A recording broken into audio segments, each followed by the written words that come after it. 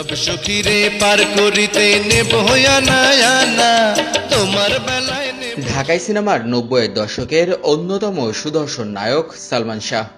মাত্র 4 বছরের অভিনয় ক্যারিয়ার। এর মধ্যে 27টি সিনেমায় অভিনয় করে খ্যাতির শীর্ষে পৌঁছে যান ক্ষণজন্মা এই অভিনেতা।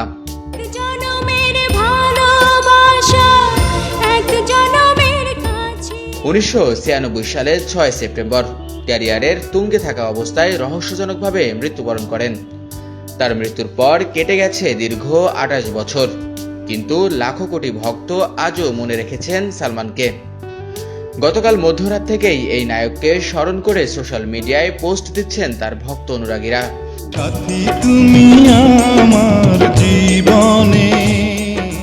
অভিনয় ক্যারিয়ারে সালমান শাহ অল্প সংখ্যক টেলিভিশন নাটকে অভিনয় করলেও তার অভিনয় নৈপুণ্যতা আর নিজস্বতা দিয়ে দর্শক হৃদয়ে জায়গা করে নেন। ঢাকায় চলচ্চিত্রের প্রখ্যাত পরিচালক সোহানুর রহমান সোহানের হাত ধরে চলচ্চিত্রে অভিনয় করার সুযোগ পান সালমান শাহ।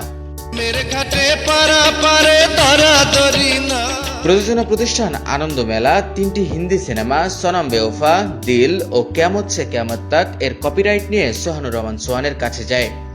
এই 3টি সিনেমা থেকে যে কোনো একটি বাংলা ভাষায় পুনর্নির্মাণের জন্য বলা হয় এই নির্মাতাকে, কিন্তু তিনি উপযুক্ত নায়ক নায়িকা খুঁজে না পেয়ে সম্পূর্ণ নতুন মুখ নিয়ে সিনেমা নির্মাণের সিদ্ধান্ত নেন। নায়িকা হিসেবে বেছে নেন মৌসুমীকে, কিন্তু নায়ক খুঁজে পাচ্ছিলেন না। তখন চিত্রনায়ক আলমগীরের সাবেক স্ত্রী খসনুরের মাধ্যমে ইমন নামের একটি ছেলের সন্ধান পান এই নির্মাতা।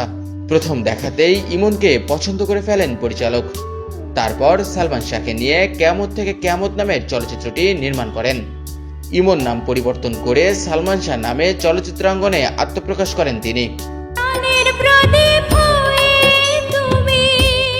কিয়ামত থেকে কিয়ামত মুক্তির পরেই জনপ্রিয়তার তুঙ্গে চলে যান সালমান শাহ।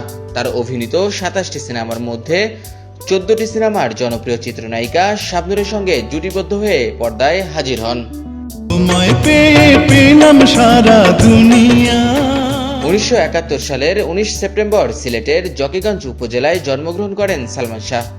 তার প্রকৃত নাম শাহরিয়ার চৌধুরী ইমন। তার বাবার নাম কমরউদ্দিন চৌধুরী ও মা নীলা চৌধুরী। 1992 সালে সামিরার সঙ্গে বিবাহ বন্ধনে আবদ্ধ হন সালমান।